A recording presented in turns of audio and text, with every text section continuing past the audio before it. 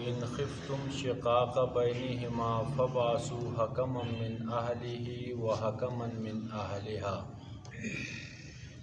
إِنْ يُرِيدَا إِصْلَاحًا يُوَفِّقِ اللَّهُ بَيْنَهُمَا إِنَّ اللَّهَ كَانَ عَلِيمًا خَبِيرًا۔ سامعین محترم، چند دنوں سے میاں بیوی کے حقوق کے حوالے سے اور شوہر کے مقام و مرتبے کا ذکر ہوا۔ اصلاح معاشرہ کے لیے میاں بیوی یہ بنیاد ہے۔ اگر میاں بیوی کے تعلقات ٹھیک ہیں، معاشرہ ٹھیک ہو جائے گا۔ اگر میاں بیوی کے تعلقات خراب ہیں تو پورا معاشرہ خراب ہو جاتا ہے۔ تو اس سے پہلے بیویوں کی دو قسموں کا ذکر ہوا تھا۔ ایک بیوی وہ ہے جو اپنے شوہر کے مقام و مرتبے کو تسلیم کرتی ہے، اس کی امانت کو تسلیم کرتی ہے۔ ایسی بیوی اللہ کی نعمت۔ اور دوسری قسم کی وہ بیوی تھی جو اپنے شوہر کی امانت کو تسلیم نہیں کرتی، اس کی نافرمانی کرتی ہے۔ تو اب ایسی بیوی کے اصلاح کے لیے قرآن مجید نے ایک پاکیزہ اصول بتایا کہ معاملات گھر کے ہیں، لہٰذا گھر ہی میں اس کو حل کیا جائے۔ یہ گھر کا معاملہ باہر نہ نکلے، اس کے لیے بالترتیب 3 اصول ذکر ہوئے۔ سب سے پہلا اصول یہ ہے اس کو سمجھایا جائے، بیوی کو سمجھایا جائے کہ یہ جو آپ کی باتیں ہیں، آپ کا یہ عمل ہے، یہ مجھے ناپسند ہے، اس سے باز آ جائے۔ اگر اس سے باز آ جاتی ہے تو اللہ کا شکر ادا کیا ہے۔ اگر باز نہیں آتی تو دوسرا درجہ بتایا کہ اس سے ناراضگی کا اظہار کرو، اس سے الگ ہو جاؤ، کیونکہ شوہر کی ناراضگی، اس کی علیحدگی یہ بیوی پہ بہت، یعنی شوہر بیوی پہ بہت بھاری پڑتی ہے۔ اگر اس سے باز آ جاتی ہے تو اللہ کا شکر ادا کیا ہے۔ اگر اس سے بھی باز نہیں آتی تو تیسرا درجہ ہلکی مارنے کی بھی اجازت دی۔ تو یہ جو 3 اصول تھے، یہ گھر کے اندر اس مسئلے کو حل کرنے کے لیے، اگر اس سے حل ہو جاتے ہیں تو شوہر کو چاہیے کہ وہ بال کی کھال نہ اتارے۔ ہلکی پھلکی اگر غلطی ہو جاتی ہے تو اس سے چشم پوشی کر لے۔ اب اگر ان 3 اصول کو اپنانے کے باوجود ان کا آپس میں اتحاد نہیں بن پا رہا، چاہے بیوی میں سرکشی زیادہ ہے یا شوہر میں بھی ایسا ہے، ہر وقت غلطی بیوی کی نہیں ہوتی، بعض موقع ایسے ہوتے ہیں کہ شوہر میں غلطی ہوتی ہے، اس میں سرکشی زیادہ ہوتی ہے، تو اس کے حل کے لیے ایک کمیٹی بنائی جائے، مصالحتی کمیٹی، جس کا ذکر پچھلے درس میں تفصیلاً ہوا تھا۔ اب یہ جو کمیٹی ہے، اس کا کام کیا ہے؟ اس کا کام اصلاح کرنا ہے۔ یہ طلاق دے سکتے یا نہیں دے سکتے ہیں؟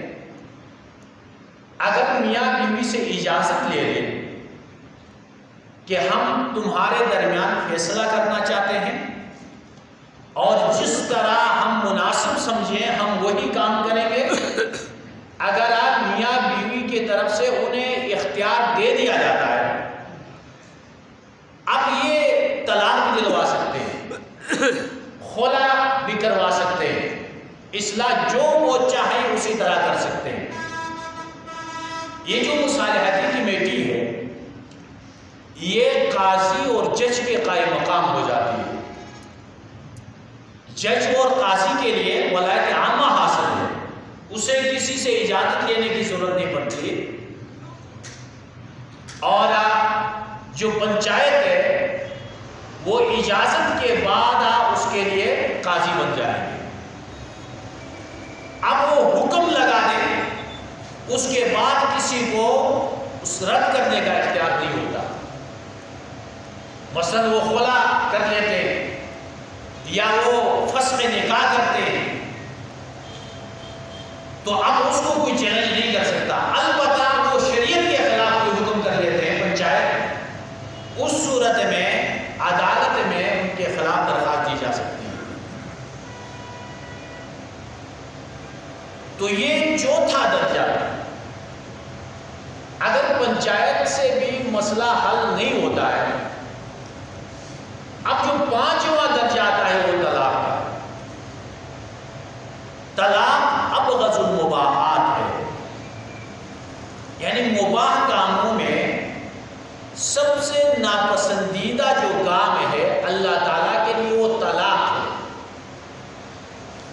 کہ جو مرد دم تک ساتھ نبھانے کا ایک معاہدہ تھا نکاح، اس کو ختم کرنا انتہائی ناگزیر حالات میں اجازت تو ہے، لیکن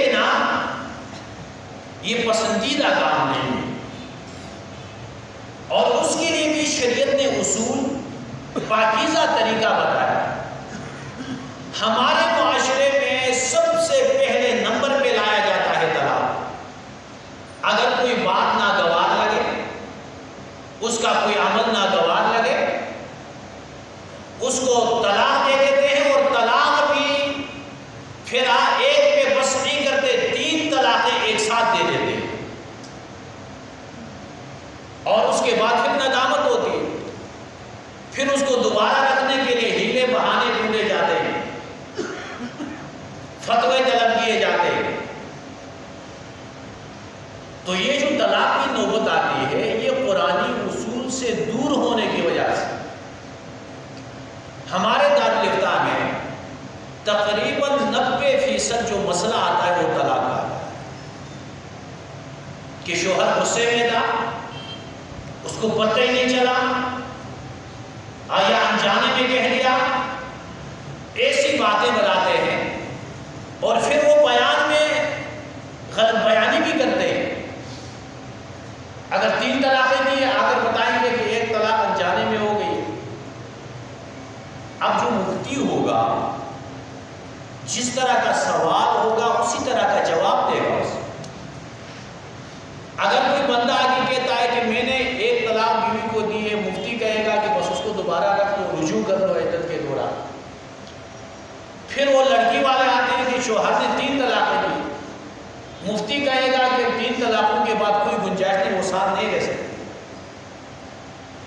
تو یہ جو غلط بیان فتوے سے وہ حلال نہیں ہوتی، مفتی کے فتویٰ لینے سے وہ حلال نہیں ہوتی۔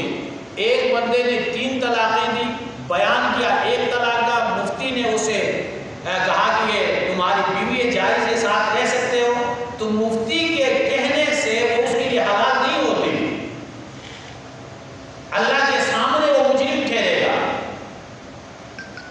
تو شریعت میں طلاق دینے کا طریقہ بتایا ہے۔ بہترین طلاق جو احسن طلاق کہلاتی ہے وہ یہ ہے کہ اگر طلاق دینا چاہے شوہر حالت طہر میں، ماہواری نہ چل رہی، طہر کی حالت میں ہو، اور ایسا طہر ہو کہ وہ اس میں ہم بستری بھی نہ کی ہو، ایک بار کہہ دے کہ میں نے طلاق دے دی، 1 طلاق میں نے دے دی، اب وہ انتظار کرے، عدت گزارنے کا انتظار کرے۔ اب عدت کے دوران اگر اسے ندامت ہوتی ہے کہ میں نے یہ کام غلط کیا،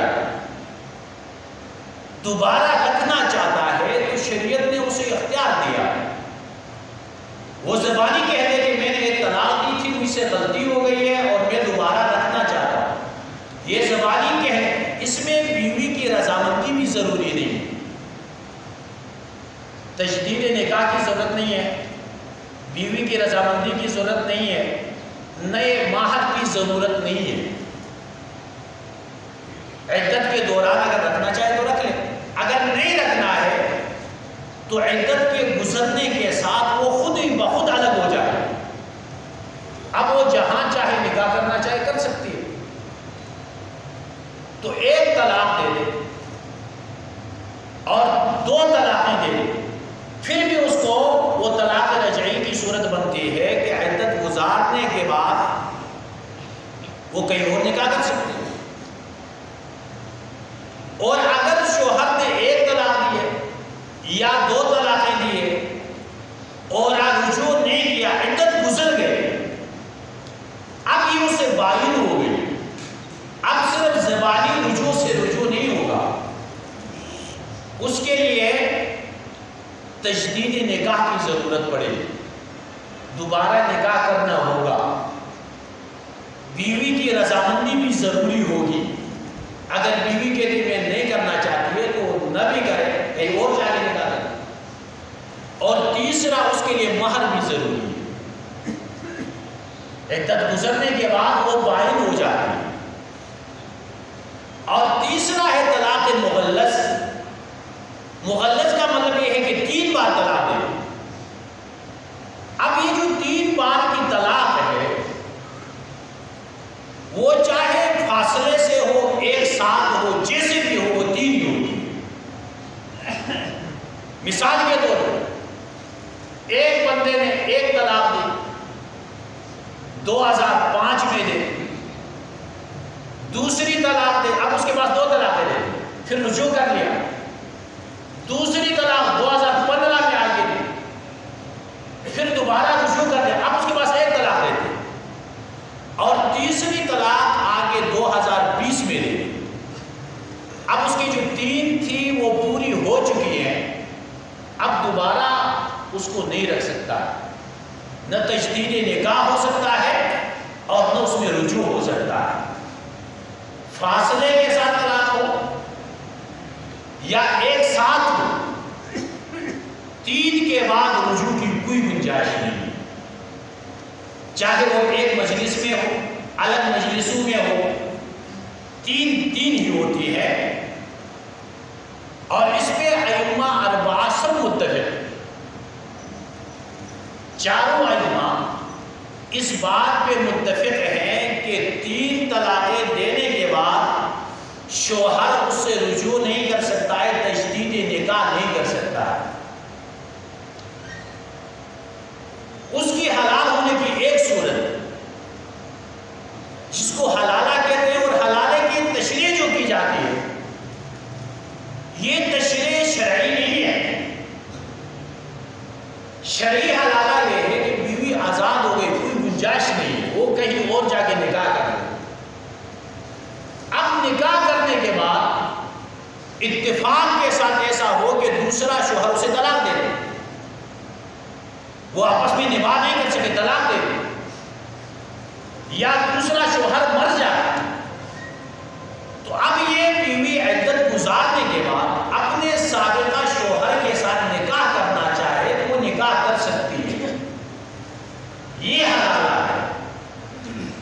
اور آج تو باقاعدہ معاہدہ ہوتا ہے، کہتے ہیں بیوی طلاق ہو گئی، 3 طلاقیں ہو گئی، اس کے لیے حلالے کے لیے بندہ چاہیے، اور اس کو کہتے ہیں 1-2 دن ساتھ رکھو پھر واپس ہم نکاح کریں۔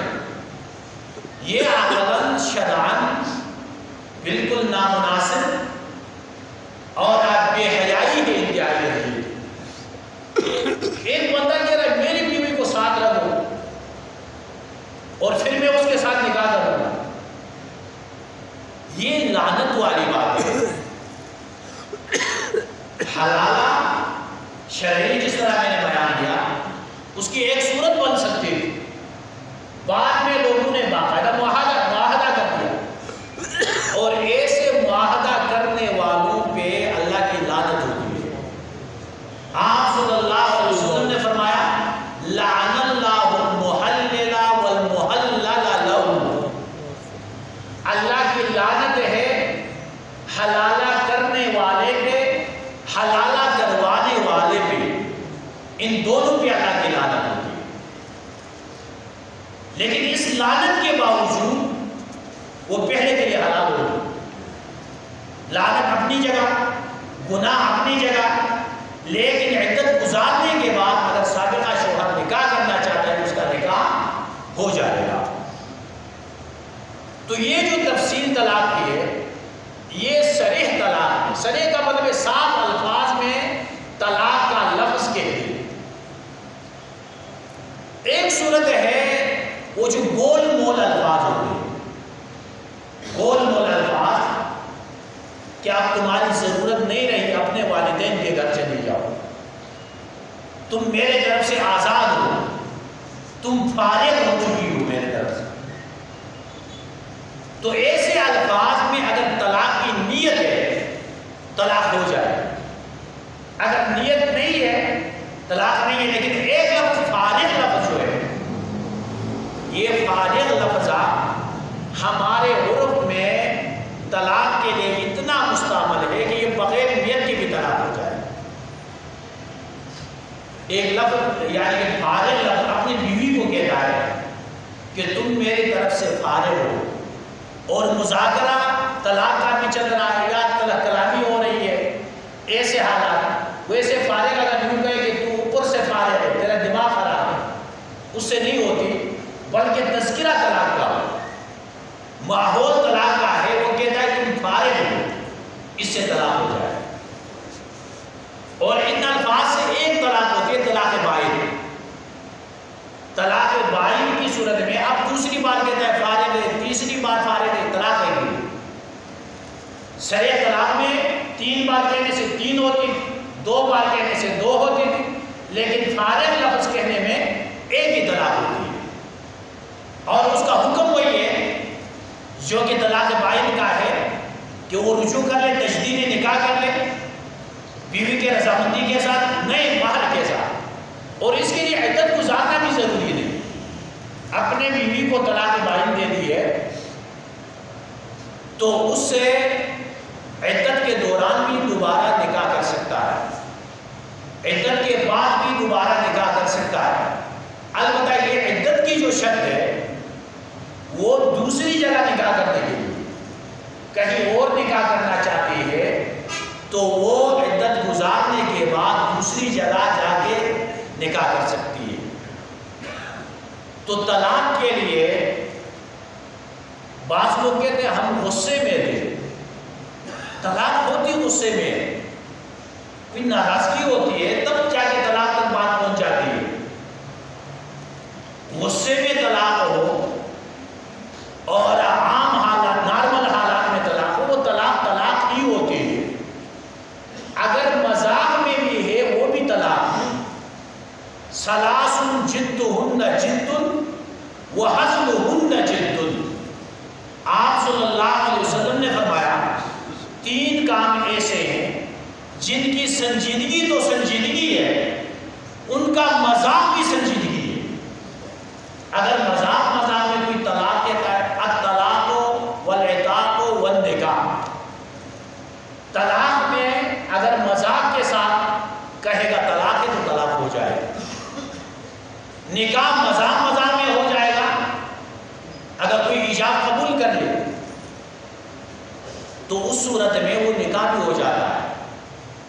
یہ جو ڈراموں میں کرتے ہیں، اگر 2 مرد اور عورت ہیں اور وہ کسی کے نکاح میں نہیں ہے، وہ ڈرامہ بناتے ہوئے بھی کہتے ہیں میں نے اس کو دے دیا، اور دوسرا کہتا ہے میں نے قبول کر لیا، تو ان کا نکاح ہو جاتا ہے. کیونکہ اس کا مذاق بھی سنجیدگی ہے اور طلاق کا مذاق بھی سنجیدگی ہے. اور دوسری جو غصے والی بات ہے کہ میرا دماغ کام نہیں کر رہا، تو وہ اس درجے کا اگر ہو کہ بندہ مرد اور عورت میں فرق نہ کر سکے، زمین آسمان میں فرق نہ، ایسے درجے کا اگر کوئی پاگل ہو جائے اس سے طلاق نہیں ہو. اور دوسرا یہ ہے ایک آدمی سے بے ساختہ الفاظ نکلے. بے ساختہ وہ کہنا کچھ اور چاہتا تھا، زبان پھسل گئی، طلاق کے الفاظ نکل گئے. اب دیانتاً یہ طلاق نہیں ہوئی. دیانتاً مطلب فی ما بینہ و بین اللہ، گھر میں معاملہ ہوا تھا، بیوی نے بھی سنا اور شوہر نے کہا کہ میں کچھ اور کہنا چاہتا تھا، طلاق کے الفاظ نکل گئے، کہا بیوی نے کہا ٹھیک ہے تو ٹھیک ہے، وہ ایک ساتھ رہ سکتے ہیں۔ البتہ بات عدالت تک پہنچی، بیوی نے کہا کہ شوہر نے مجھے طلاق دی ہے، طلاق کے الفاظ کہے ہیں، اور شوہر کہتا ہے کہ میری زبان پھسل گئی، میں کہنا کچھ اور چاہتا تھا اور میری زبان سے طلاق کے الفاظ نکلے، تو قاضی اس کی بات کو رد کرے گا۔ بات عدالت تک پہنچے، بات فتوے تک پہنچے تو فتویٰ یہ ہے، قاضی کا حکم یہ ہوگا کہ طلاق ہو چکی ہے۔ البتہ وہ قاضی تک بات نہیں لے جاتے، گھر ہی میں شوہر بیوی سے کہتا ہے کہ غلطی سے یہ الفاظ نکلے ہیں، بے ساختہ نکلے ہیں، میرا کوئی طلاق کی نیت نہیں تھی، تو اس صورت میں اس کی طلاق واقع نہیں ہوگی، وہ ایک ساتھ رہ سکتے ہیں۔ تو یہ جو مسائل ہیں بنیادی، ان کو سمجھنا ہر ایک مسلمان پہ لازم ہے، اور یہ جو میاں بیوی کا جھگڑا ہے اس کو ختم کرنے کا یہ قرآنی جو اصول ہے، اس اصول کو سمجھنا اور اپنے گھر میں جا کر اس کو بیان کرنا، یہ ہم سب پہ لازم ہے۔ قرآن سے ہم جتنے دور ہوتے جائیں گے مسائل اتنے بگڑتے جائیں گے، پھر طلاق ہی طلاق ہو گیا، گھر میں طلاق ہو گیا۔ تو اس کی روک تھام کے لیے قرآنی ان اصول کو سمجھنا یہ انتہائی ضروری ہے۔ تو یہاں تک میاں بیوی کے جو تعلقات کا ذکر تھا وہ مکمل ہو چکا، آگے مزید جو رشتہ داریاں ہیں ان کی جو حقوق ہے اس کا ذکر انشاءاللہ آئندہ درس میں تفصیلاً کیا جائے گا۔ اللہ تعالیٰ